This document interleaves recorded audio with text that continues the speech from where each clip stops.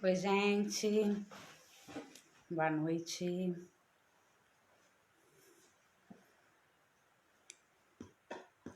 Vamos esperar aí o pessoal entrar, esperar a Paula entrar para a gente poder começar a falar um pouco, né? Hoje a gente vai falar sobre intervenção precoce, a gente vai falar sobre formas de intervenção, a gente vai estar falando um pouco sobre como é que fecha um diagnóstico, a gente vai falar um pouco sobre quais são os primeiros sinais, o que pode aparecer, né? Assim, logo de início, quando a criança ainda é bem pequenininha, né? A gente vai esperar a Paula entrar. Enquanto isso, pessoal que está entrando, vou pedir para compartilhar essa live, né? Para a gente poder alcançar mais pessoas, né?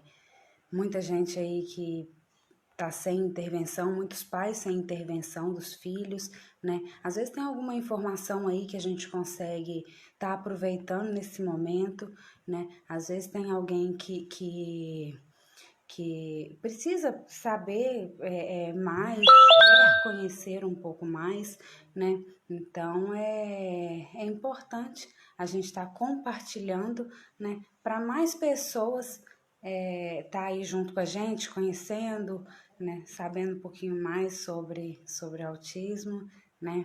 Oi para todo mundo que está entrando, que bom que vocês estão aí com a gente, né? A gente só está esperando um pouquinho para a Paula entrar. Já já ela entra e aí eu vou estar convidando para a gente poder bater um papo aí, né? Se alguém tiver alguma dúvida aí já a respeito sobre autismo, sobre intervenção, já vai colocando aí que daqui a pouquinho ela vai estar aí, ela vai estar respondendo as dúvidas de todo mundo, né? E a gente vai estar batendo um papo bem legal aí, né? Vocês estão me ouvindo direito? O som tá bom? Dá um joinha aí para eu saber. Tá, né? Deixa eu ver se a gente já chama a Paula aqui.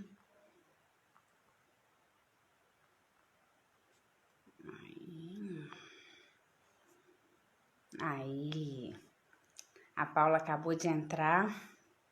Eu vou convidar ela aqui para a gente poder começar.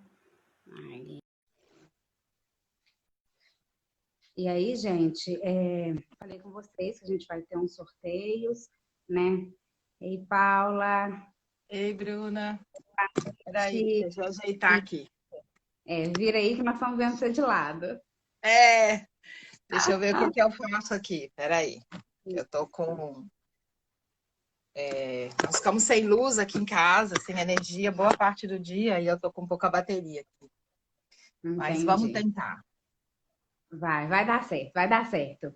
Gente, boa noite para todo mundo, né? Para quem não conhece, essa é a Paula, nossa convidada. Nós vamos estar aí falando um pouquinho sobre as nossas crianças, né? É igual eu falei com vocês, por que que eu convidei a Paula para a gente bater esse papo? Muitas crianças, muitos pais estão sem intervenção dos filhos agora durante a quarentena, né? Estão sem acesso à informação. Eu acho que é importante a gente estar batendo papo com o profissional. Eu tive aqui com mães, né? Então eu acho importante a gente estar batendo papo com o profissional. Às vezes tem alguma dúvida, às vezes alguma informação que a gente, né, tá com essa deficiência. Então assim, agora é a hora da gente estar conversando com quem realmente entende, né? Eu conheci a Paula já há 2 anos e um pouquinho, né? Ela foi a primeira pessoa que me assustou e falou comigo que o Raul ele estava assim no espectro. Eu já falei aqui nas outras lives, já conversei com algumas mães que eu nunca vou esquecer da letrinha dela escrita num papel assim, CIDF84, né? Ela ainda deu 2 risquinhos por baixo. Isso foi uma coisa que me marcou muito, eu falo com todo mundo, né? Você não É, sabia disso, hein, Bruno? pois é. Não lembrava Então, disso. assim, é uma coisa que marcou e assim, marcou mesmo, né? Mas, então, esse é o objetivo da gente estar aí batendo um papo hoje, né? Então, fala pra gente, Paula, um pouquinho quem é a Paula, né? Como que a Paula chegou aí né, essa caminhada aí com as crianças com TEA. Tá bom. Bom, eu até pintei o cabelo hoje para poder falar um pouquinho de mentira, né? Quando a gente for falar de como que eu cheguei nessa caminhada, né? Bom, então, né? Eu sou a Paula, Paula Lucas. Eu sou psicóloga, tenho 28 anos de formada e há mais ou menos 15 anos, 14 anos por aí, eu passei a trabalhar com crianças com autismo a partir de um trabalho que eu comecei a fazer logo que eu vim morar aqui na região, na APAE, aqui de Patinga, né? E nessa época o autismo ainda era pouco falado, né? A gente não podia falar esse nome, né? As pessoas diziam, não fala isso, não fala, não pode, né? Enfim. E aí toda a minha trajetória, né, profissional, ela mudou bastante a partir desse momento, porque quando da minha graduação, né, o termo autismo não existia, e depois, a partir do momento que ele começou a existir, que foi no DSM-3, também era uma coisa que a gente sabia que existia, mas ninguém nunca tinha visto, né? E depois, quando a gente iniciou esse trabalho, as crianças com autismo já chegavam normalmente com um diagnóstico médico, mas isso acontecia quando as crianças estavam com 7, 8 anos de idade, às vezes até mais, né? Bom, muita coisa aconteceu durante todo esse período, já não tem mais problema a gente falar autismo, né? As pessoas não assustam e mandam você falar baixo. E, bom, e hoje as crianças, quando chegam, muitas vezes chegam antes de 1 ano de idade, né? E aí veio aquela questão, né? Tudo que a psicologia nos ensina, né, para trabalhar, né, com as nossas intervenções, já não funciona, já não se refere, né, às crianças com autismo, né? Porque muitas não falam, muitas têm alterações sensoriais importantes, enfim. E você imagina, então, com uma criança com autismo ou com uma alteração de desenvolvimento ainda sem diagnóstico, com menos de 1 ano de idade, né? E aí são os desafios, né? Que a vida te coloca, que a sua profissão te coloca, mas que o amor por tudo que você faz também, pelas crianças, né?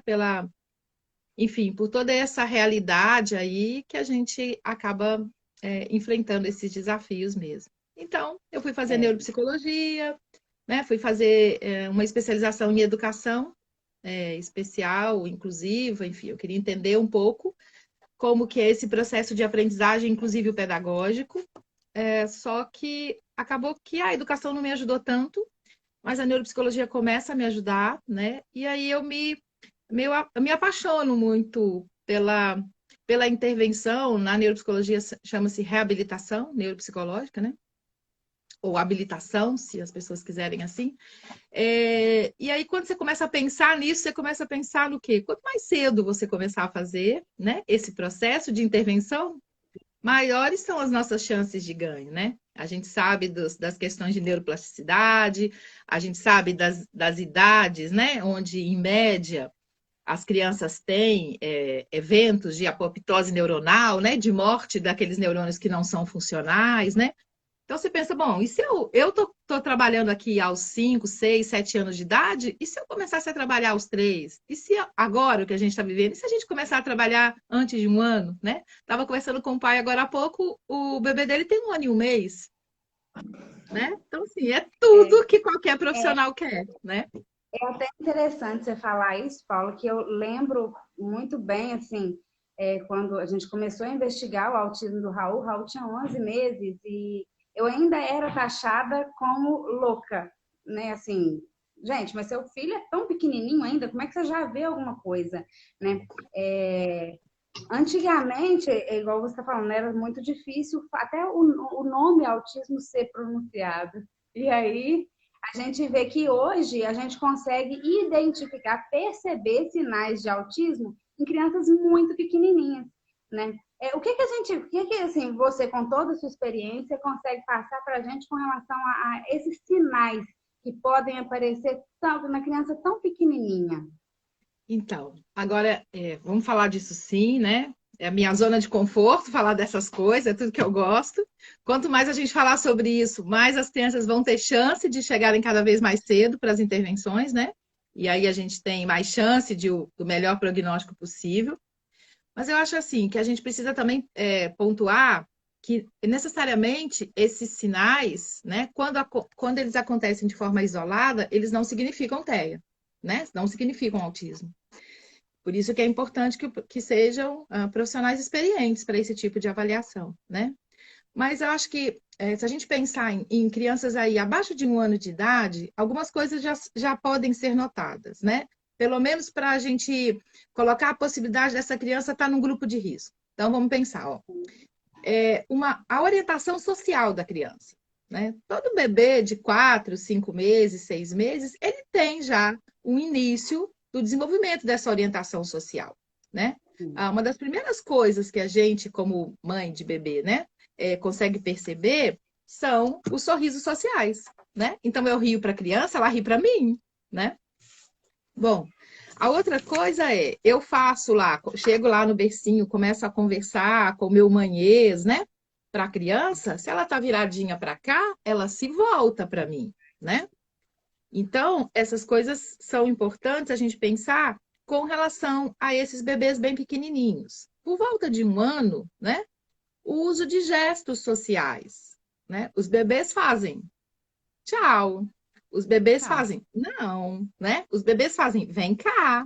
Eles não só fazem quanto eles entendem isso, né? Então é natural, né?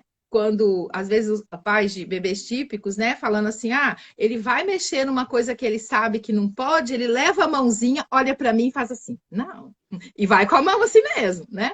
Então, você vê a orientação social desse bebê, quer dizer, ele tem aí, né, com o outro, uma relação social, né, uma comunicação social, mesmo quando, por vezes, ele ainda nem fala, né?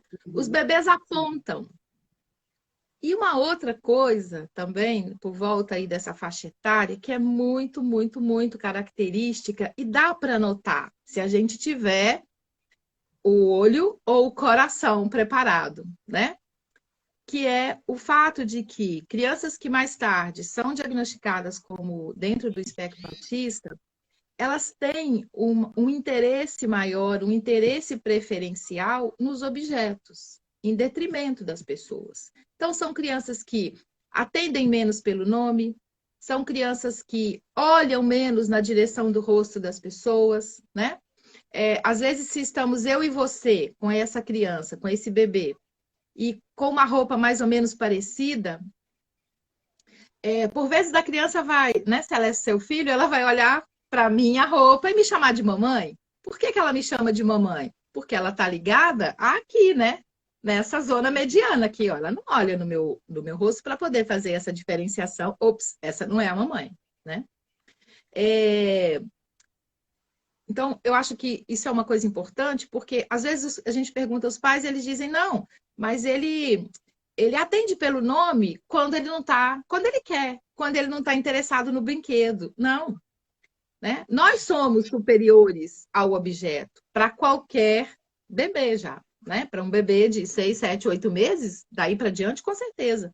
Então é importante isso. E entender o seguinte: atender pelo nome somente quando ele não tá focado, né, na brincadeira, também não é atender pelo nome com eficiência, né? Lembrando que para atender pelo nome, ele não precisa olhar para mim e dizer que não quer.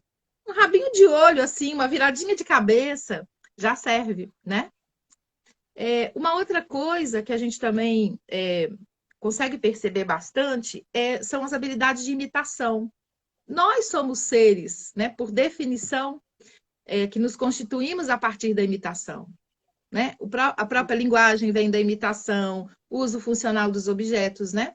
Vem pela imitação.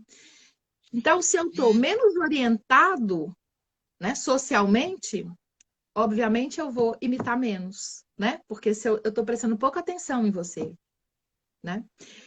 Lembrando que a imitação ela é essencial para o meu processo de desenvolvimento, como um todo, acadêmico, afetivo, né? Profissional, funcional, como um todo, né? Então, assim, é importante a gente entender que essas alterações elas podem ser vistas muito cedo. Necessariamente, a gente não precisa ter um diagnóstico fechado muito cedo, mas a gente precisa ter intervenções o mais precoce possível, né? Por quê? Porque se a gente pensa na questão, né, do desenvolvimento neurológico, neurocognitivo dessas crianças e, por consequência, comportamental, quanto mais eu estimular aqueles neurônios, entre aspas, que me interessam, né, no sentido funcional, né, desse processo evolutivo da criança, melhor é para o prognóstico dessa criança, né? E aí, a gente tem por volta dos 3 anos de idade uma poda neuronal muito importante. Não é à toa que, né, as crianças vão ser diagnosticadas ainda hoje, na sua maioria, após os 3 anos de idade.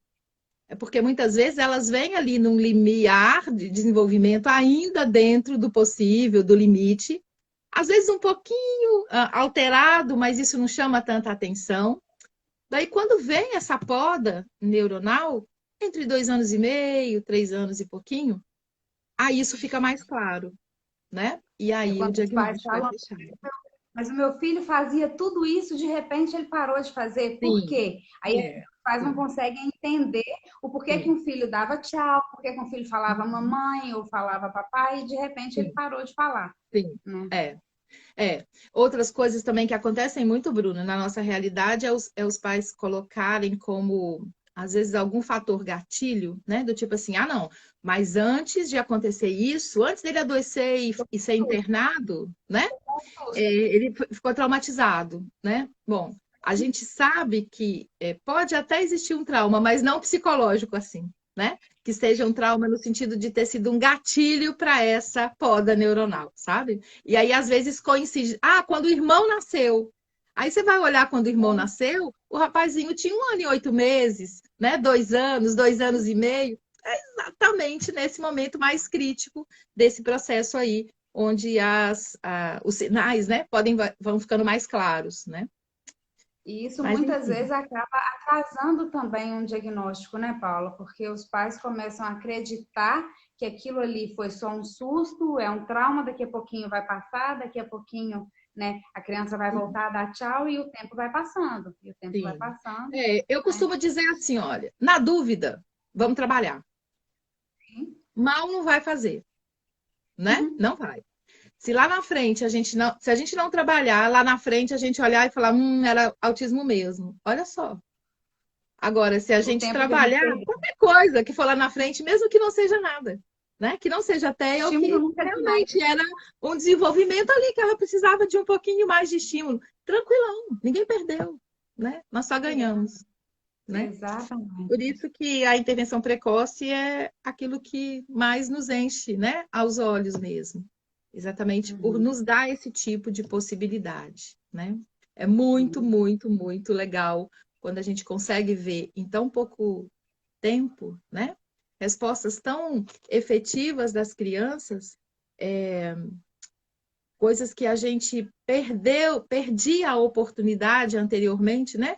Quando essas crianças chegavam mais tardiamente. A gente sabe que existem janelas de desenvolvimento e a gente pode fazer muito por uma criança de 2 anos de idade. Agora, pode fazer infinitamente menos por uma criança de 7, né? Sim. Sim. É isso. É até interessante você estar falando isso, que dos tópicos, né, que a gente tinha separado para falar é a respeito da aceitação dos pais. Eu acho que Uhum. encaixa direitinho assim nessa fala sua agora, por quê? Às vezes a gente está observando que tem alguma coisa, né? A mãe observa, o pai observa, uma avó observa e fala com os pais e muitas vezes eles não aceitam, eles não querem aceitar que pode ter alguma coisa, que o filho pode realmente estar com o desenvolvimento prejudicado, né? Uhum. E essa aceitação dos pais, eu falo muito a respeito disso, que para mim foi difícil, todo mundo sabe, todo quem conhece a minha história sabe que foi difícil, mas a gente conseguiu aceitar e conseguiu trabalhar muito cedo, né?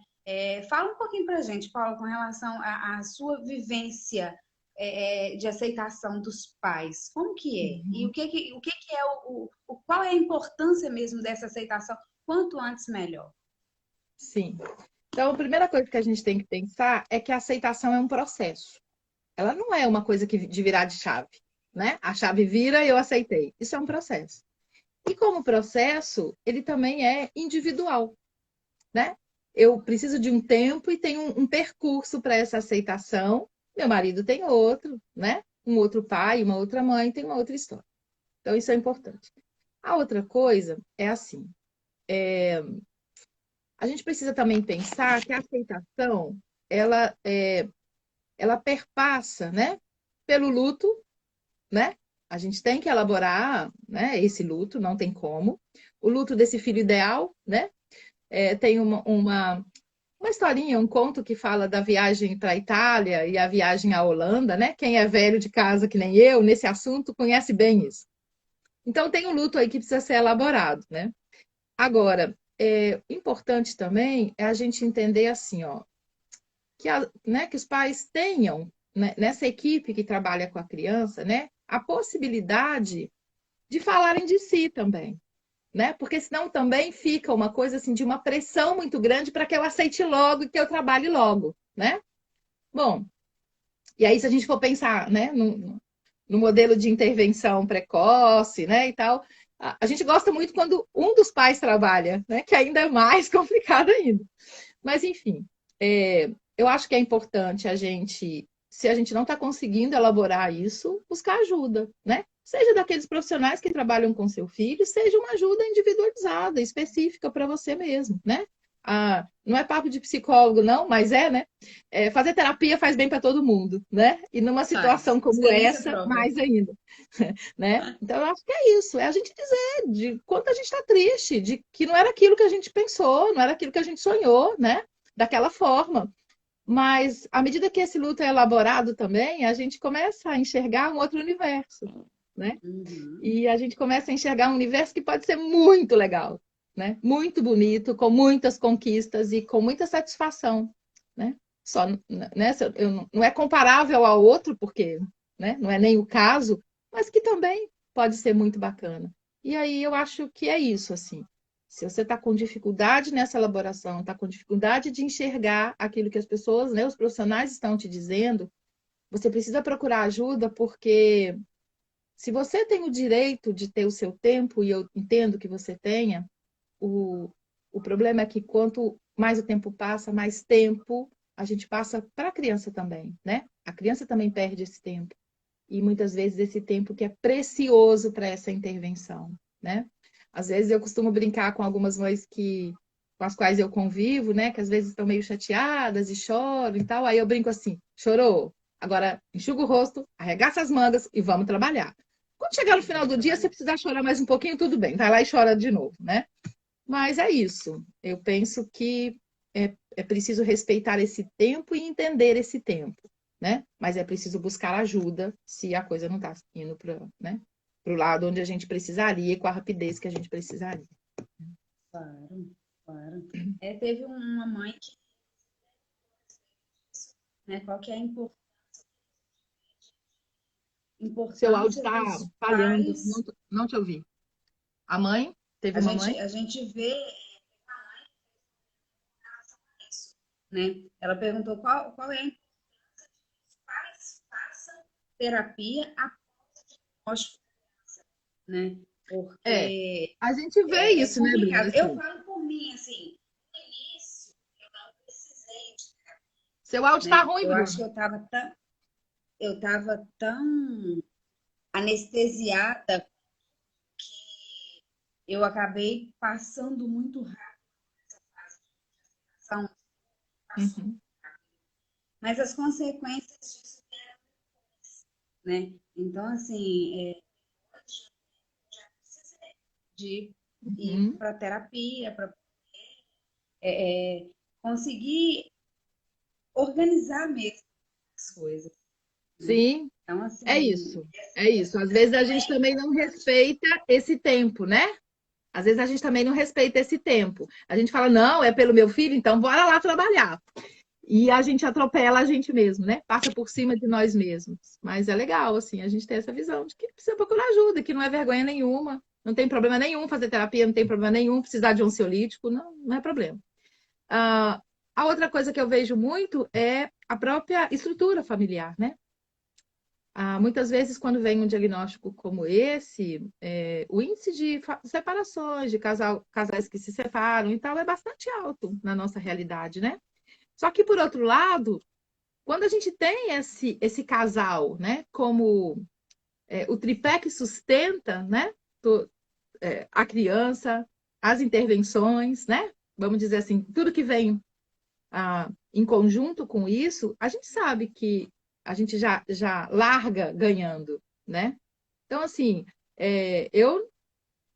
em todas as situações que eu penso, eu sempre consigo identificar naquelas crianças onde a gente, independente da condição inicial dessa criança, né, conseguiu chegar mais longe, né?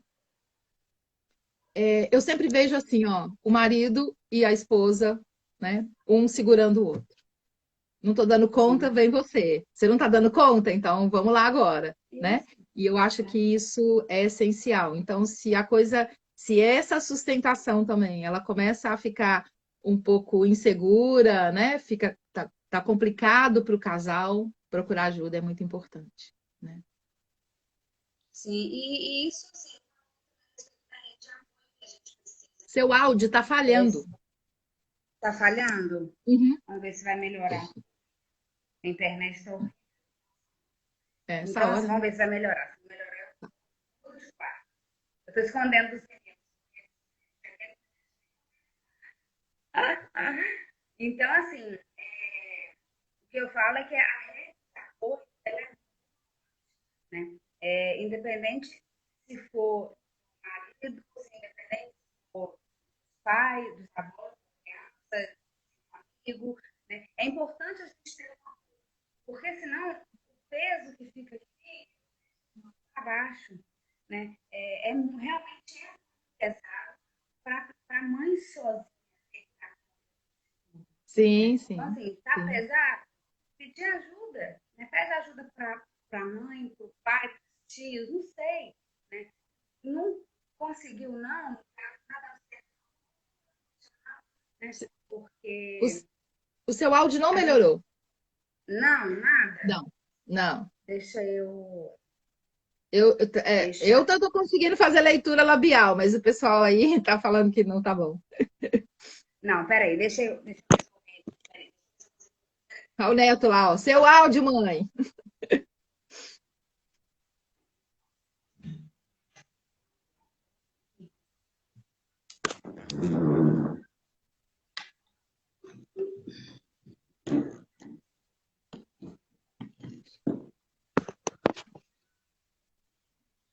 Vamos ver se vai melhorar um pouquinho. Se não melhorar, você fala.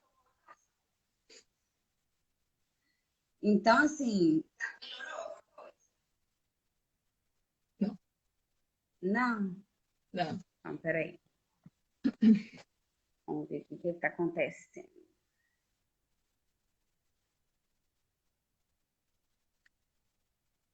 O som estava tão bom, de repente travou, Não, agora eu tô te ouvindo. tá? Tô. Ótimo. Então agora vai melhorar. Liberei o sinal para ele entrar no quarto, tá tudo fechado. Ô, Lu, posso ser sua amiga sim, tá? Eu acho que eu já sou. Ó, tanto de gente querendo ser sua amiga. Ai, Tem muita gente querendo amiga. eu acho que uma outra Peraí, coisa que a estão gente perguntando se eu não podia estou comentar tampando o um pouco. microfone. Não estou, não. É, acho que uma coisa que a gente podia comentar um pouco, que também tem a ver com essa questão da aceitação, né? Dessa demora, muitas vezes, na aceitação, é a própria questão do diagnóstico, né, Bruno? Porque como é um diagnóstico clínico, né? Por definição, é um diagnóstico clínico, fica complicado mesmo para os pais que não estão né, nesse meio, né, vivendo isso que a gente vive, fazer uma consulta, às vezes, com um médico especialista, um neurologista, um psiquiatra, e em 40 minutos o Sim. médico fala assim: olha, você está achando que seu menino está com uma disfunção de sono? Não, o que ele tem é autismo, né? Eu saio de lá com um papel sem saber o que fazer, né? E, obviamente, né, a minha primeira. Para a maioria das pessoas, a primeira ação é negar. Esse médico é doido, vou procurar outro, né? Então, muitas vezes, eu acho que a gente, em alguns profissionais, a gente tem uma falha aí, né? Porque nem todas as pessoas, elas estão preparadas para um soco no estômago, né? E um diagnóstico assim Verdade. é um soco no estômago. Com Então, certeza. e até pela aquela praticidade, né, do médico, muitas vezes, ele chega e fala, então, né? Fiz a análise dos sinais e sintomas e o diagnóstico é esse. E muitas vezes as crianças se perdem, né? Muitas delas nesse primeiro momento, porque aí começa uma peregrinação de médico em médico, de profissional em profissional. E aí, muitas vezes, Uhum. esses pais acabam procurando profissionais que não são especialistas ou que não têm tanta experiência assim, né? Nesses assuntos. É, então, acaba acontecendo, às vezes, uma perda aí de energia e uma perda de tempo, que é bastante complicado, né? E aí, mas é importante a gente frisar que o diagnóstico de autismo é um diagnóstico clínico, então, por isso, a gente precisa procurar profissionais, sejam da área médica, sejam da área, né, de saúde no geral, que tenham experiência clínica, que tenham formação e experiência clínica nesse tipo de diagnóstico, né? E a outra coisa que eu costumo dizer é assim, ó, não dá para confiar em Deus e no diabo, né? A gente, Verdade.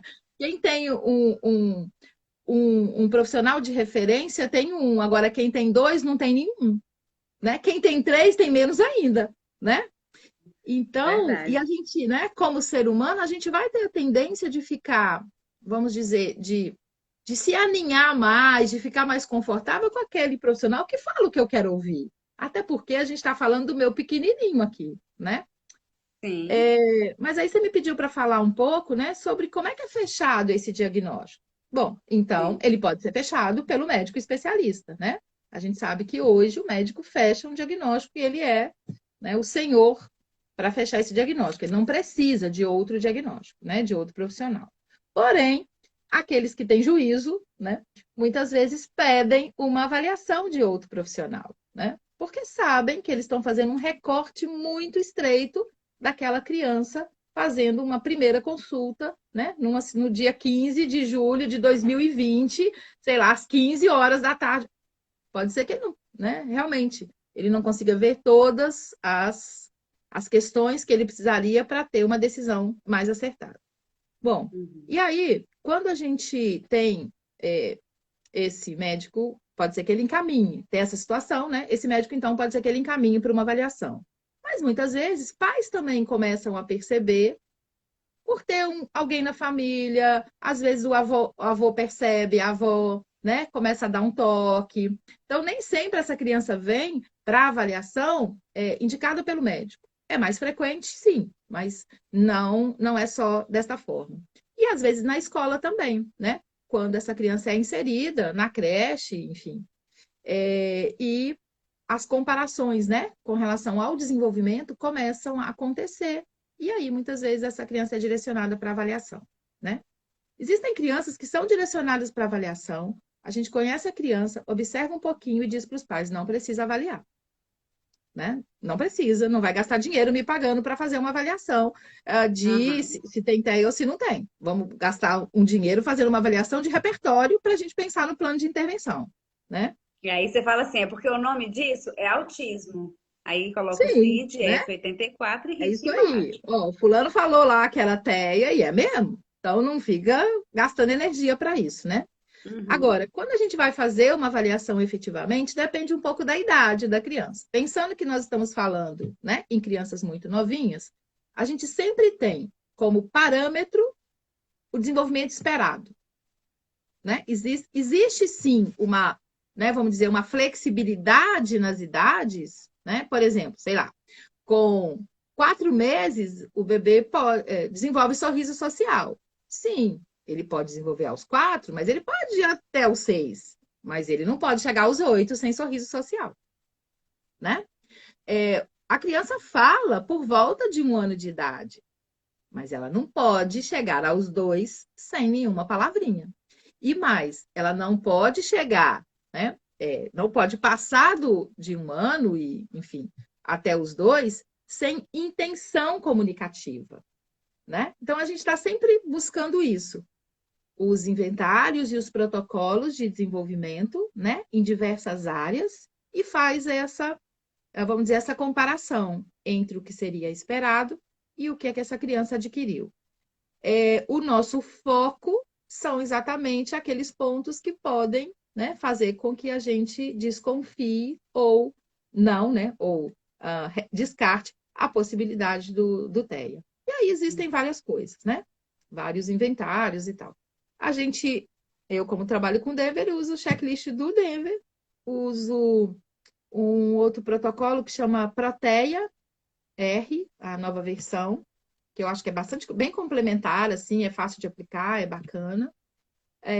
Mas existem outras coisas também, né? Se a gente for uma criança um pouquinho maior, que a gente possa aplicar algum teste ou tarefa de avaliação de inteligência, de compreensão de linguagem, né? E muitas vezes, quando a gente ainda fica na dúvida, a gente faz uma avaliação interdisciplinar, né? Multidisciplinar, na verdade, com a fonoaudióloga, normalmente é o profissional que mais nos ajuda nesse sentido.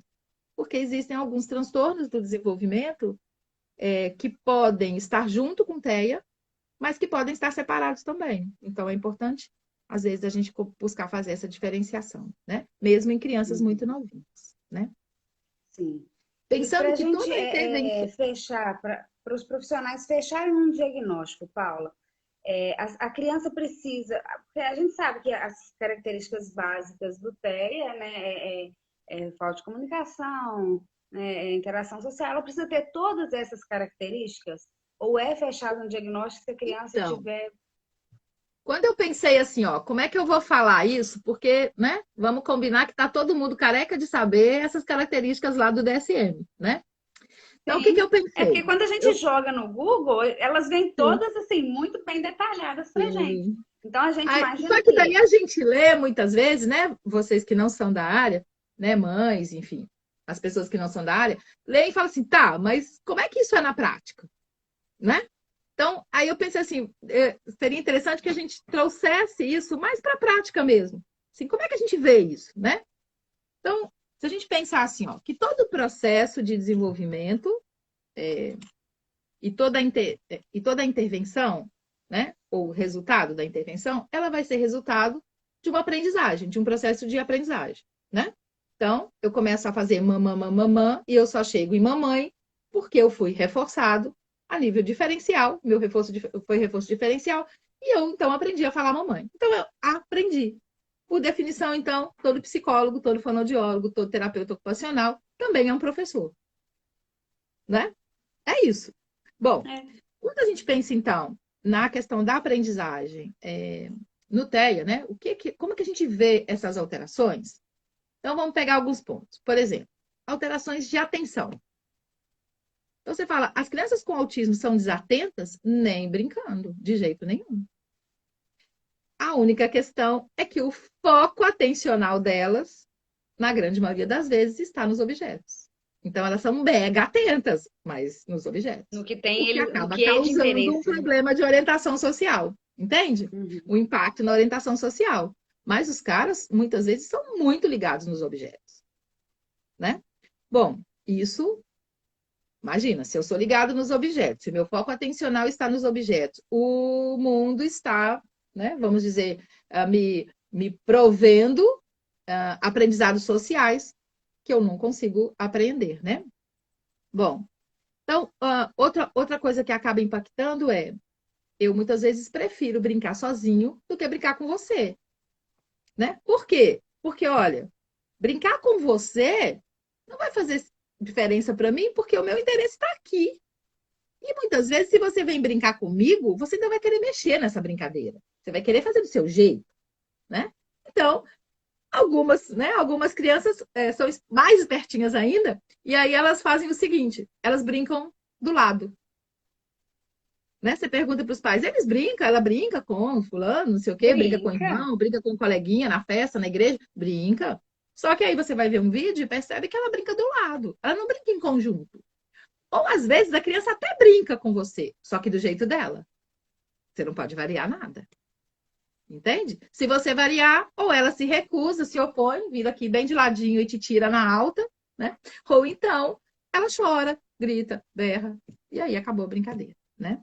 Bom, outra coisa que também tem a ver com a questão da atenção, né? E do aprendizado social é o uso de gestos. Se eu estou mais atento aos objetos do que a você, eu não vou aprender que quando eu quero dar tchau. As pessoas fazem assim, aí eu faço assim também, né? Às vezes a criança até faz, mas ela erra um pouquinho, assim, no ato. Ao invés dela fazer assim, ela faz assim, ou assim, né? É muito bonitinho. Eu Verdade. brinquei a tchau de miss. Bom, outro impacto é a imitação. Se eu estou pouco ligada em você, né? Se eu estou pouco orientada socialmente, eu não vou te imitar. E muitas vezes eu não vou te imitar porque a minha ação de jogo, de brincadeira, ela é repetitiva. Ela é padronizada. Entende? Então eu já tenho um foco maior no objeto e uso aquele objeto de forma padronizada e repetitiva.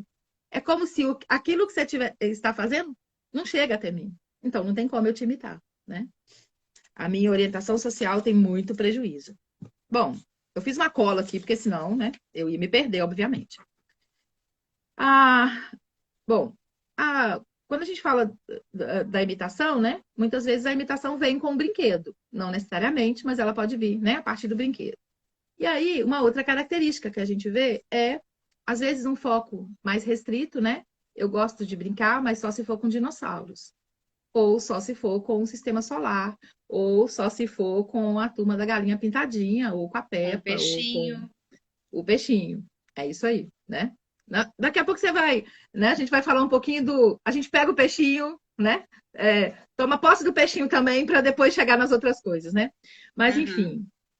Só que se essa criança tem um padrão mais restrito na brincadeira, se você chega e quebra esse padrão, tem alguma ação, né?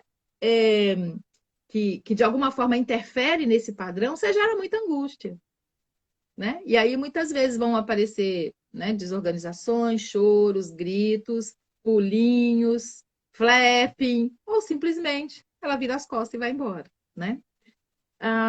Bom, outra coisa é o seguinte, são crianças que é, quando você vai investigar com relação ao desenvolvimento de linguagem, no geral, ou são crianças, quando elas ainda não adquiriram a linguagem, e você vai investigar, no geral, elas não tiveram aquela fase do balbucio. Ou tiveram, mas perderam. Ou ainda, tiveram, mas aquela fase ela não progrediu.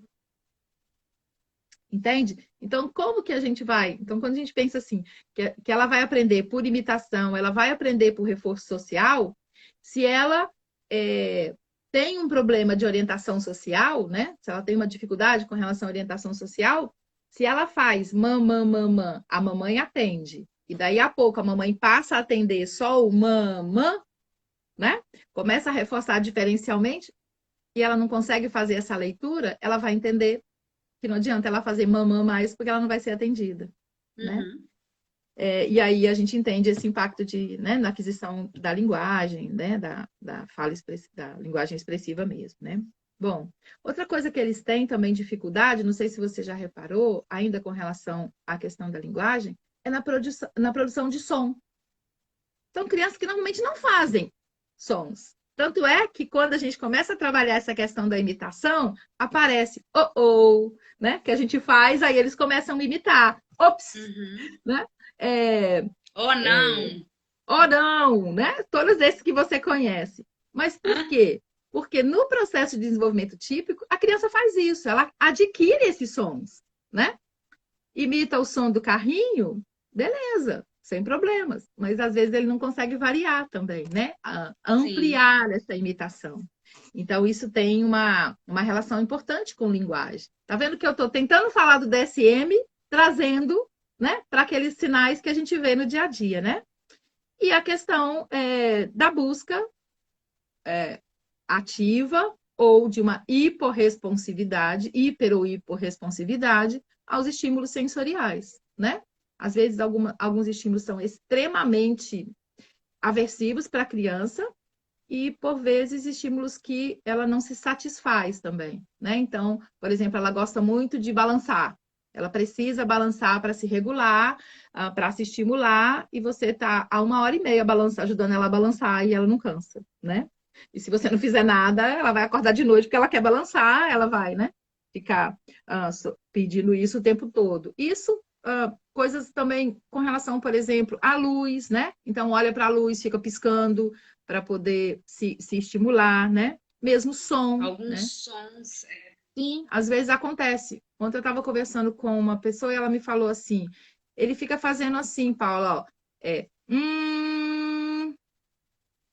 Aí eu falei, tá, mas tem um momento que ele faz isso? Ah, normalmente quando ele não tem nada para fazer. Aí você entende qual é a função, né?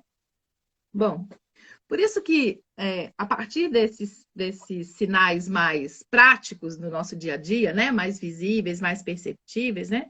É importante que não seja, né, no geral, assim, o médico, o professor, a levantar, né, a ver que tem alguma coisa errada, né, assim, errada no sentido do processo de desenvolvimento, né, daquele desenvolvimento típico que se espera.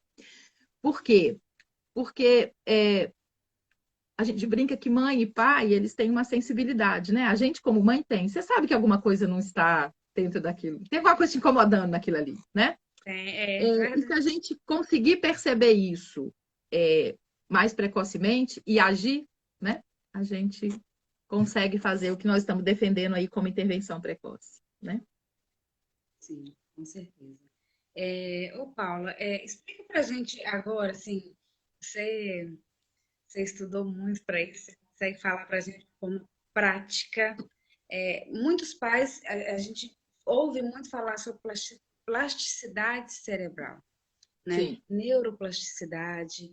E a gente ouve muito isso de forma muito técnica. E muita gente tem dificuldade de entender, assim, de forma mais clara, o que é que Uhum. é, né? E o que é que isso por que é tão benéfico começar a intervenção precoce cedo? O que é que tem isso de ligação com neuroplasticidade? Sim. Então vamos pensar uma coisa. A gente já falou lá que a criança nasce cabeçuda não é à toa, né? Ela nasce cabeçuda porque tem um monte de neurônio lá dentro que ela não vai precisar, mas na dúvida, né? Então eles estão Vamos lá. colocar, né? A primeira poda neuronal acontece por volta dessa idade, como eu te falei, né? Como a gente já falou. Bom, e aí o que que ocorre? Se a gente pensa numa criança dentro do espectro do autismo, existem várias teorias que tentam explicar o autismo, né? Inclusive uma que diz o seguinte, que a carga neuronal, no geral, né, a quantidade de neurônios que essa criança deveria ter, quanto bebê e depois, né, durante a vida, no geral ela está lá. A questão é que muitas vezes existe um momento no processo de desenvolvimento do feto em que os neurônios migram para os locos, né, para os locais onde eles vão exercer a função deles. E aí eles se especializam, né? Então, como se no geral fosse uma bagunça de neurônio, tudo mais ou menos igual. E na medida dessa migração, eles migram para os locais e se especializam. E é claro que os neurônios precisam, os neurônios, sei lá, da linguagem, mesmo eles no meio do bagunção lá no início, eles já são neurônios da linguagem. Eles só estão no meio do caldeirão lá, da balbúrdia ainda, né? Bom, e aí, o que ocorre? Muitas vezes, né, segundo algumas pesquisas aí tentam provar, esse neurônio da linguagem vai parar lá na área motora e perde o caminho, né? E aí, o que ocorre? Algumas coisas acontecem mais ou menos assim, os neurônios vão para locais que não deveriam ir. Outros neurônios deveriam ter uma extensão de bainha de mielina, que é onde a comunicação entre os neurônios acontece. Deveria ter uma extensão X, ela tem X dividido por 4. Entende? Então, eles teriam poderiam ter também, né, uma alteração estrutural no neurônio. O problema é que não tem exame nenhum que detecta isso, né? Só depois da morte. Então, bom. E aí o que que ocorre? Mas vamos lembrar lá do nosso amigo que era da linguagem e foi parar lá na área motora, tá? Tem problema ele tá lá? Problema tem, né? Porque se ele tá lá, ele tá no lugar errado. Porém, no decorrer do tempo, do processo de desenvolvimento dessa criança, ele era da linguagem. Mas quanto mais ele foi estimulado como neurônio motor, mais neurônio motor ele vai ser. Ele vai ter o mesmo desempenho funcional do que aquele neurônio que foi programado para ser motor e foi para a área motora? Não, não vai. Porém, quanto mais estímulo ele tiver, mais parecido ele fica com aqueles outros que estão, né? Que eram motores e estão na área motora. Ontem eu fiz uma analogia para você, né? Do copo, né? Da história do vaso e do copo. Eu quero plantar uma suculenta, mas eu só tenho um copo, eu não tenho um vaso. Eu sei que o copo serve para beber água e ele foi constituído, água, suco, líquidos, né? Constituído para isso. Mas, cara, ele pode também abrigar uma suculenta. Vai ser um vaso? Não, né? Vai estar na função de vaso. Quanto mais na função de vaso ele estiver, melhor copo-vaso ele vai ser, né? Mais efetivo, mais funcional. Mas de origem é um copo. Então, assim, olha, de um jeito muito lúdico, isso seria, né, rapidamente o que, às vezes, né, a gente lê aí sobre neuroplasticidade. Por isso, quanto mais estímulo a gente tiver precocemente, melhores, mais especializados os meus neurônios vão ficar, mesmo que eles não estejam exatamente onde deveriam estar. Entendi. Tá. Uma outra pergunta, deu para entender direitinho? Acho que todo mundo conseguiu, né, absorver Gente, ó, isso aí. essa forma minha de explicar, vocês me desculpem aí, quem for da neurociência, hein? Por favor. E não vamos achar em livro nenhum, né, Paula? Não, só na cabeça doida mesmo. Tem não, tem não. Então, mais uma pergunta que a gente teve aqui que eu acho importante, a gente até conversou com relação a isso ontem. Qual é o primeiro passo para a intervenção precoce? Né? O que é que a Bom, gente precisa para poder? primeiro passo aí a gente pode pensar, é o diagnóstico. Não, né? A gente já falou que mesmo sem um diagnóstico, se a gente tem uma suspeita ou se a gente percebe alguma alteração, pode-se iniciar uma intervenção, né? Bom, então o primeiro passo é uma avaliação. Eu costumo dizer que a gente não vai em lugar nenhum se a gente não sabe onde a gente está, né? E se eu não tenho um plano de onde eu quero chegar. Se eu não tenho essas duas coisas, onde eu estiver, é esse o lugar, né? Qualquer lugar é lugar. Então, eu entendo isso. Primeiro, eu preciso de saber onde eu estou. Quais são as habilidades dessa criança, o que ela tem de repertório, né? O que ela tem de maior dificuldade, o que está alterado, né? Com relação ao repertório dela cognitivo e comportamental. E o que ela tem de potencial, o que está na faixa da idade, né? Bom, então, quando a gente pensa isso, para a intervenção, a gente tem que pensar a nível micro, não só macro. Está alterada a comunicação. Não, mas o que é que ela não consegue fazer ou o que é que ela faz com eficiência, tá? Só dar um exemplo. Ela não consegue pedir o carrinho azul. Então, ela não consegue falar, tia Paula, dá o carrinho azul. Ou, dá o carrinho azul? Menos ainda, mas ela consegue falar uma frase completa e complexa que ela ouviu na televisão, né? Então, ela consegue falar? Consegue. Ela consegue se comunicar? Não. Né? Não com a eficiência esperada. Então, é isso. A gente faz um levantamento extenso e, a partir desse levantamento, a gente planeja como?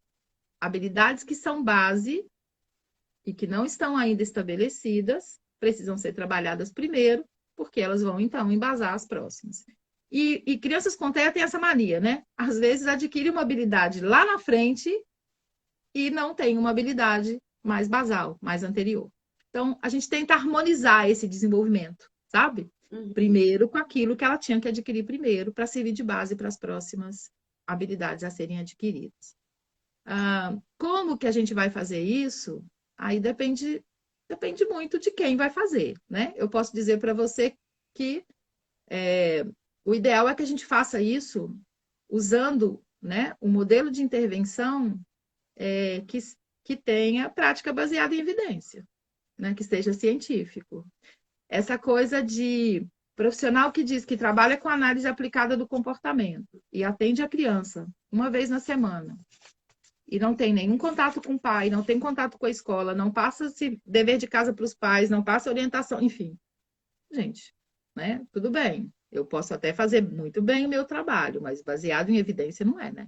Científico não é, porque não tem coleta de dados, né? Se tiver, posso até ter só os meus, mas de toda forma não seriam aqueles preconizados, por exemplo, pela psicologia comportamental, pela análise do comportamento.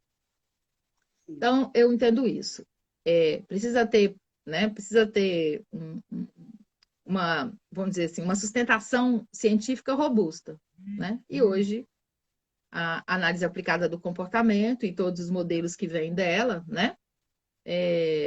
Análise funcional, o Denver, são práticas que a gente tem pesquisas mais robustas e mais atuais, né, sobre a eficácia. E aí depende do perfil da criança, depende da idade da criança, depende do profissional, depende do estilo de vida dos pais, depende dos objetivos que a gente quer alcançar, né? Depende de muita coisa. Ótimo. Paula, infelizmente a gente vai precisar encerrar, tá dando nosso horário. Conforme prometido, eu vou fazer o sorteio agora. A minha produção, eu tenho uma produção toda por trás, tá? Disso. Nós pegamos o nome de todo mundo que esteve aqui na live. Eu vou fazer o sorteio, vou filmar o sorteio, né? Então, a gente tem para sortear aqui a letrinha em MDF. A pessoa pode escolher a letra que quiser. Minha mãe pinta bonitinho, fica uma gracinha. E nós temos 2 kits de chaveiro com broche, né? Que é a Natália, do Nalo Laços, né? Vou deixar o IG dela aí depois para o pessoal. Ela, em parceria, né? Ela doou pra gente e tá sorteando. Então, vão ser 3 sorteios diferentes. Oi, amor! Vão ser 3 sorteios diferentes, eu vou estar fazendo agora, para a gente poder... É uma forma de agradecimento, né? Todo mundo que participou junto com a gente, todo mundo que estava aí, que ouviu a gente esse tempo todo, né? Eu agradeço, né? Todo mundo A gente pode pensar, a gente não chegou a falar da intervenção. Eu queria muito falar de coisas práticas, sabe? Como que a gente trabalha orientação social, como a gente trabalha atender pelo nome, essas coisas. Ei, Raul! Ei, Dora! Dá tchau pra tia Paula. Dá tchau pra tia Paula. Tchau. Tchau, Dora. Tchau. É igual a gente falou, né, Paulo? Nosso tempo, ele é assim, é contadinho. É 1 hora a live, ela fecha, né? Eu quero deixar já feito o convite para você. Tem muitas perguntas que o pessoal fez aí, a gente anotou tudo aqui, né? A gente está falando mais a respeito disso. Vamos marcar um outro dia nos próximos, né, nas próximas semanas. Muita gente com muitas dúvidas ainda, né? Com muitos questionamentos, perguntas muito boas para a gente estar respondendo, falando a respeito de outros assuntos, né? Então, eu quero deixar o convite já em aberto. Nossa, você sabe que eu topo. As quartas-feiras, para mim, é tranquilo, que à noite eu não dou supervisão, então tranquilão, tá? Ótimo. Vamos marcar, então, para a próxima quarta-feira? Bora! Você sabe que eu me A gente já anota aqui tudo, né? A professora do Raul está aqui na live fazendo alguns questionamentos com relação à escola, como que pode ser feito, né? Então, vamos fazer isso, já vamos deixar aqui. Nós tivemos aí 55 pessoas, né, junto aí na live, junto com a gente. Isso é muito bom, muita gente, né, participando, questionando. Fazemos essa parte 2 e respondemos as perguntas. Exatamente. Né? Vamos fazer isso então. Combinado, Paula, muito obrigada. Tá? Eu que agradeço. Agradeço mesmo de coração. Você sabe a importância que você tem para a intervenção precoce, né, aqui na nossa região. Para a nossa família, então, nem se fala.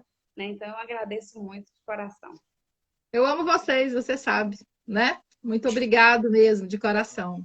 Beijo, gente. Até quarta-feira que vem. Se Deus quiser. Fiquem com Deus. Tchau, gente. Obrigada. Tchau. Obrigada Tchau. mesmo.